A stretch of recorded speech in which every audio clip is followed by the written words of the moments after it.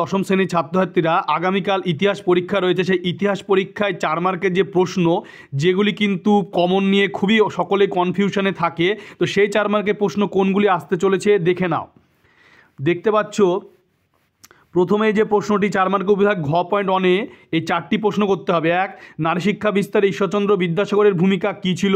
2, সরলা দেবী চৌধুরানীর আত্মজীবনী জীবনের ঝরাপাতা থেকে কী ধরনের ঐতিহাসিক তথ্য পাওয়া যায়? 3, নতুন সামাজিক ইতিহাস চর্চার বৈশিষ্ট্য আলোচনা করো। 4, আধুনিক ইতিহাস চর্চায় নারীর ইতিহাস গুরুত্বপূর্ণ কেন? 5, বামাবধূনী পত্রিকা তৎকালীন সমাজের নারীদের কী ধরনের চিত্র তুলে ধরে? এই 5টি প্রশ্ন ভালো করে করতে হবেই ঘ পয়েন্ট অনে। এরপরে নেক্সট দেখতে পাচ্ছ যে ঘ পয়েন্ট 2, সেই ঘ পয়েন্ট 2-এ 1 নাম্বার নীল বিদ্রোহ সম্পর্কে সমকালীন শিক্ষিত বাঙালি সমাজের দৃষ্টিভঙ্গি কেমন ছিল? 2, 1857 খ্রিস্টাব্দে মহাবিদ্রোহের প্রতি শিক্ষিত বাঙালি সমাজের মনোভাব কেমন ছিল?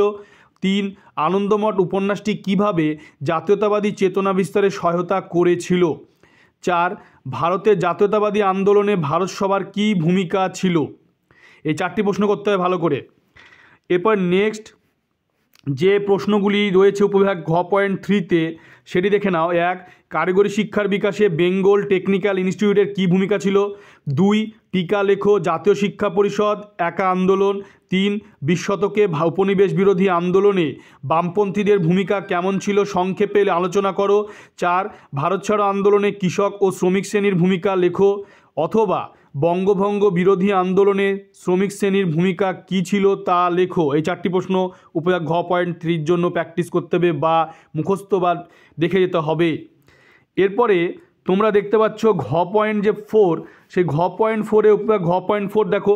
1, দলিত আন্দোলনে বিষয়ে গান্ধী আম্বেদকর বিতর্ক নিয়ে একটি টিকা লেখো।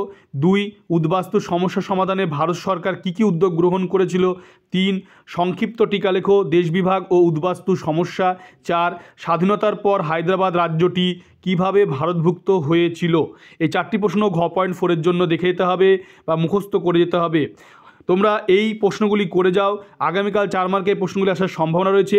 তোমরা চ্যানেলটিকে অবশ্যই সাবস্ক্রাইব করবে এবং সাবস্ক্রাইব পাশে থাকা বেল আইকনটি প্রেস করবে যাতে পরবর্তী ভিডিও নোটিফিকেশান তোমাদের কাছে পৌঁছে যায়।